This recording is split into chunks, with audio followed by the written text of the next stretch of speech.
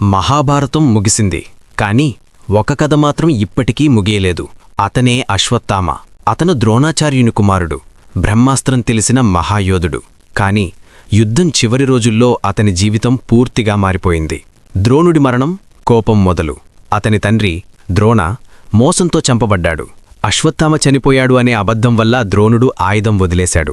ఈ విషయం తెలిసిన అశ్వత్థామ అపారమైన కోపంతో మండిపోయాడు. రాత్రిదాడి, అధర్మం. ఒక రాత్రి అతను పాండవుల శిబిరంలోకి దూరి నిద్రలో ఉన్నవారి పిల్లలను హతమార్చాడు. అది యుద్ధం కాదు, అది ప్రతీకారం. బ్రహ్మాస్త్రం, భయంకర నిర్ణయం. తరువాత అతను బ్రహ్మాస్త్రాన్ని ప్రయోగించాడు.